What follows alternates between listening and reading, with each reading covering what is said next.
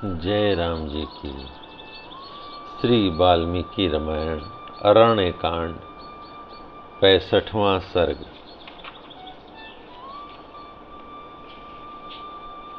लक्ष्मण का श्री राम को समझा बुझाकर शांत करना।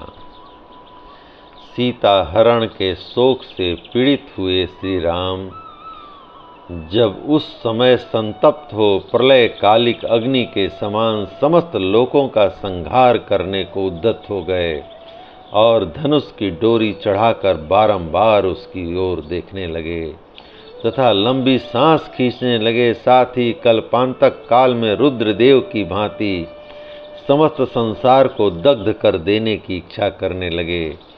तब जिन्हें इस रूप में पहले कभी देखा नहीं गया था, उन अत्यंत कुपित हुए श्री राम को देखकर लक्ष्मण हाथ जोड़ सूखे हुए मुंह से इस प्रकार बोले, आरे आप पहले कोमल स्वभाव से युक्त जितेंद्रिय और समस्त प्राणियों के हित में तत्पर रहे हैं।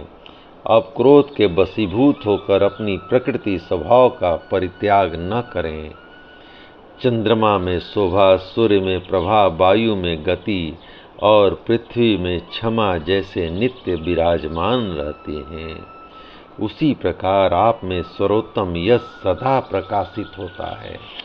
आप किसी एक के अपराध से समस्त लोकों का संहार न करें।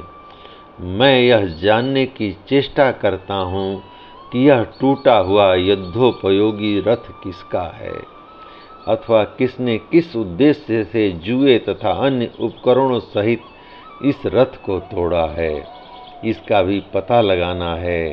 राजकुमार, यह स्थान घोड़ों की खुरों और थके पहियों से खुदा हुआ है, साथ ही खून की बूंदों से सींच उठा है। इससे सिद्ध होता है कि यहाँ बड़ा भयंकर संग्राम हुआ था, परंतु यह संग्राम चिन्ह किसी एक ही रथी का है, दो का नहीं। वक्ताओं में श्रेष्ठ श्री राम, मैं यहाँ किसी विशाल सेना का पद चिन्ह नहीं देख रहा हूँ।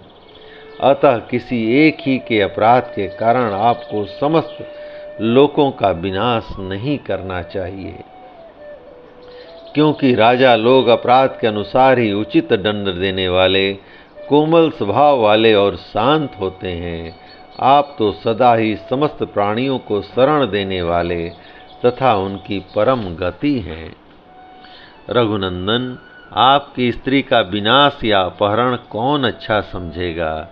जैसे यज्ञ में दीक्षित हुए पुरुष का साधु स्वभाव वाले ऋत्विज कभी अप्रिय नहीं कर सकते, उसी प्रकार सरिताएं, समुद्र, पर्वत, देवता, गंधर्व और दानव, ये कोई भी आपके प्रतिकूल आचरण नहीं कर सकते। राजन, जिसने सीता का अपहरण किया है उसी का अन्वेषण करना चाहिए। आप मेरे साथ धनुष हाथ में लेकर बड़े बड़े ऋषियों की सहायता से उसका पता लगावें।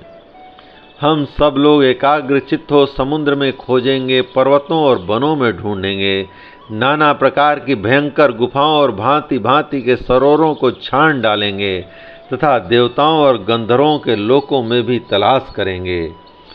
जब तक आपकी पत्नी का अपहरण करने वाला दुरात्मा पता नहीं लग जाता, तब तक हम अपना यह प्रयत्न जारी रखेंगे। कौशल नरेश, यदि हमारे शांतिपूर्ण बर्ताव से देवेश्वर गण आपकी पत्नी का पता नहीं देंगे, तो उस अवसर के अनुरूप कार्य कर आप कीजिएगा। नरेंद्र, यदि अच्छे शील स्वभाव, सम्मानित विनय और न्याय के अनुसार प्रयत्न करने पर भी आपको सीता का पता न मिले, तब आप सुवर्णमय पंख वाले महेंद्र के वज्र तुल्य बाण समूहों से समस्त लोकों का संहार कर डालें। जय राम जी की।